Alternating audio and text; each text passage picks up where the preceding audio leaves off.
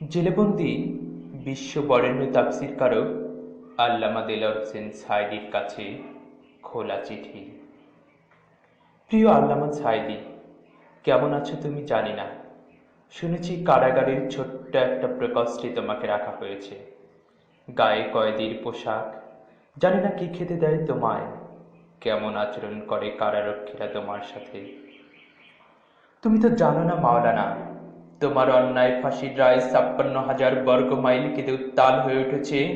১৫০ জনের উপর মুসলমান বুকের তাজা রক্ত ঢেলে দিয়েছে শুধু দুদিনেই। অবাক হয়ে না মাওলানা, সারা জীবন তুমি তাদের পবিত্র কোরআন এবং হাদিস থেকে অনেক কিছু শিক্ষা দিয়েছ।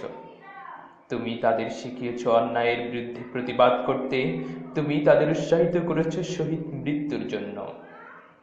আজ তাই তোমারই করা প্রতি অন্যায়ের প্রতিবাদে তারা জীবন বাজি রেখে ঝাঁপিয়ে পড়েছে, প্রাণ বিলিয়ে দিচ্ছে অকাতরে।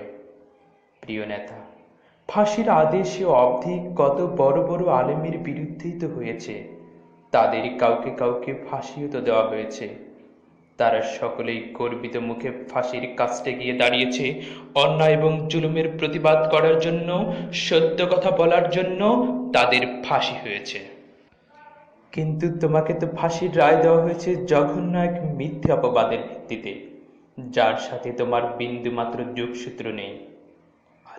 আল্লামা সাঈদী, এজন্য হয়তো তোমার মনটা ছোট হয়ে আছে, বুকের ভিতর অনেক চাপা অভিমান জমে আছে। দুঃখ করো না প্রিয় নেতা, বাংলার মানুষ একথা বিশ্বাস করেনি, করবেও না কখনো।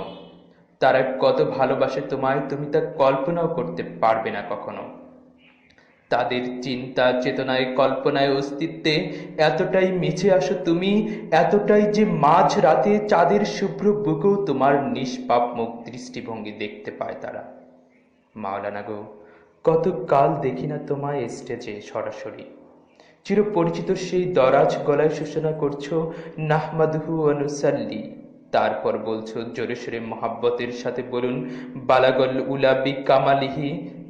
জীবনে আর কি কোনোদিন দেখবো না তোমাকে স্টেজে? আর একটি বারের জন্য আল্লাহ কি তোমাকে আমাদের সামনে হাজির করাবে না? আল্লামা সাঈদী, কবে আসবে তুমি আবার ফিরে? তুমি কি আসবে না? আমরা কি পাবো না তোমাকে আগের রূপে? তুমি কি কোরআনের দাওয়াত নিয়ে আসবে না আর আমাদের কাছে? আমরা কি শুনবো না তোমার সেই সুমধুর কণ্ঠ? তুমি কি আমাদের ডাকবে না আর দিনের পথে?